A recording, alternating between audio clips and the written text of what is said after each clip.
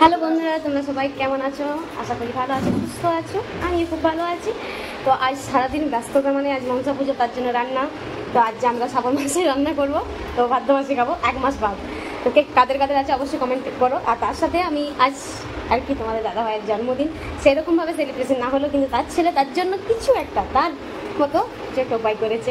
তো চলো, কিছু না দিতে পারি ভালোবাসা তুমি। বাবার জন্য কি এনেছি বলছি না। Happy birthday to you. Thank you. Hap. বাহ,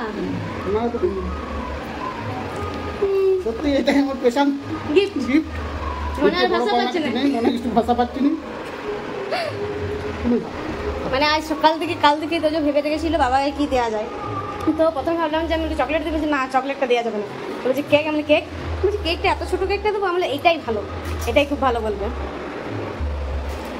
তো আমি কি দেবো, আমার কাছে কিছু থাকেনি। আর তোজো বলছি বাইস খাবে, এই তো তোজো খাবে। জন্মদিনে কি উপহার দেবো তার থেকে এটাই। এই দেখো তোজো খাচ্ছে। আমাদের জন্মদিনটা কেমন হলো অবশ্যই কমেন্ট করবেন। আজ মনসা পুজো প্রচুর কাজ। তো বাই সবাইকে।